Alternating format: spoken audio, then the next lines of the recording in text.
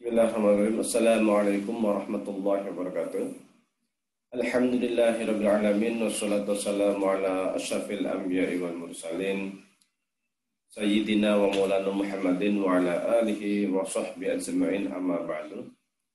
Jamaah sekalian yang saya hormati, tatkala kita membaca buku-buku ilmu kalam, sering kita akan menemukan istilah dalil akli dan dalil nakli. Apa itu dalil? Kalau kita membaca kitab Al-Lumma' karya Imam Syarazi, di bagian-bagian awal di sana dikatakan bahwasanya yang disebut dengan dalil itu maknanya adalah petunjuk. Dalla yadullu, ya kan, petunjuk. Jadi jika ada sesuatu yang memberikan petunjuk berarti itu dalil. Bahasa sederhana dalil itu argumentasi atau bukti.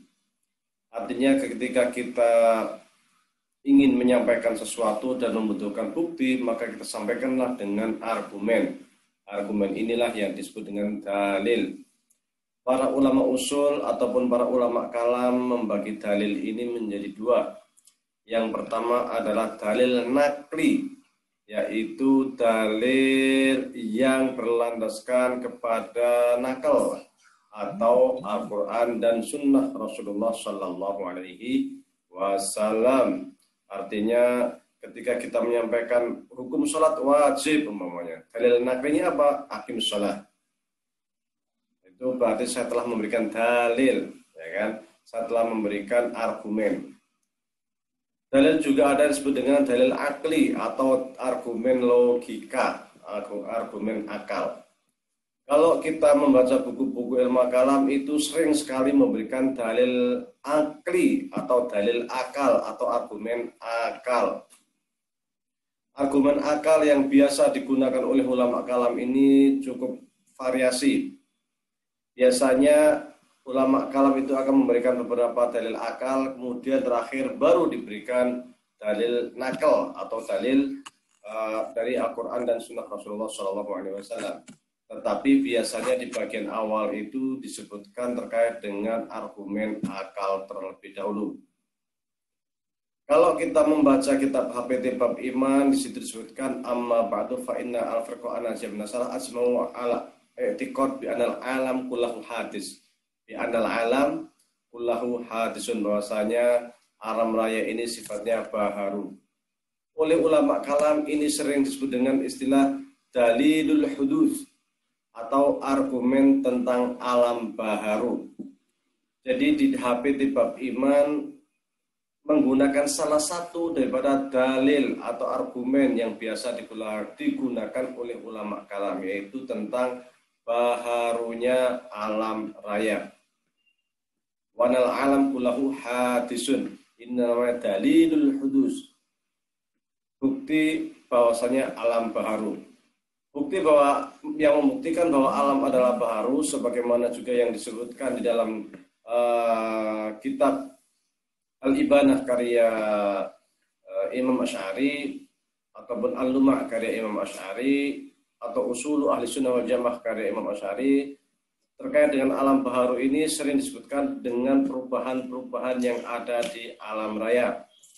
Berbagai perubahan ini menunjukkan bahwasanya ia tidak tetap, ia baharu. Karena yang azal, yang sifatnya azal, yang sifatnya itu abadi, yang qadim itu dia tidak boleh berubah.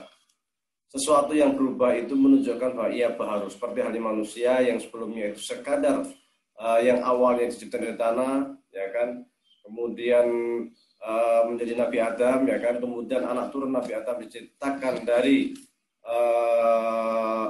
setetes air mani, ya kan, kemudian berkembang menjadi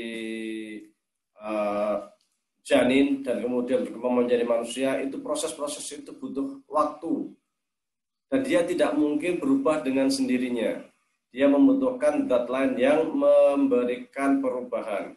Pembaharuan-pembaharuan ini menunjukkan bahwa dia itu harus baharu, bahwa dia itu makhluk. Ini namanya dalilul hudus. Ada dalil lain selain dalil hudus yang disebut dengan dalilul ikhtira'. Dalilul ikhtira' ini digunakan oleh atau disebutkan oleh Imam Ibn Rushd di dalam kitabnya Manahijul Adillah.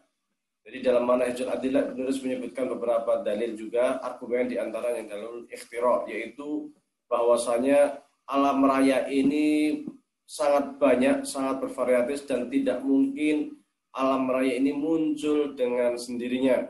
Tidak mungkin alam muncul secara kebetulan. Harus ada zat yang menciptakan alam raya ini. Zat itu adalah Allah Subhanahu wa taala atau Tuhan Sang Maha Pencipta. Ini namanya dalil ikhtira'. Ada lagi yang juga disebutkan oleh Ibn Rushd di dalam Manhajul Adillah adalah dalilul inayah. Dalil inayah ini atau argumen inayah ini adalah dengan melihat pada keserasian alam raya. Bumi berputar pada porosnya sehingga satu hari hanya ada 24 jam, tidak berubah menjadi 20 jam, ya kan? Tidak berubah satu hari menjadi 7 jam, ya. Berputar pada porosnya, bumi mengitari matahari, ya kan? Dan lain sebagainya. Perputaran-perputaran alam raya ini, keserasian ini menunjukkan bahwa di sana pasti ada yang mengatur. Alam raya begitu luas, yang semuanya bergerak, tetapi satu sama lain tidak bertabrakan, tidak saling benturan, tetapi bisa berjalan sesuai dengan kehendak Allah Subhanahu wa taala. Ini tentu keteraturan ini tidak muncul dengan sendirinya, tetapi butuh inayah, butuh peraturan, butuh aturan, dan aturan ini yang meletakkan adalah Allah Subhanahu wa taala. Jadi setidaknya saya sebutkan 3 dalil, 3 argumen. Yang pertama adalah dalilul hudus, sebagaimana yang disebutkan oleh HPT Bab Iman. Yang kedua adalah dalilul inayah, sebagaimana yang disebutkan di dalam kitab Manhajul Adillah, dan juga dalilul ikhtira' yang juga disebutkan oleh Ibn Rushd di dalam kitab Manhajul Adillah. Wallahu a'lam wa billahi taufiq. Assalamualaikum warahmatullahi wabarakatuh.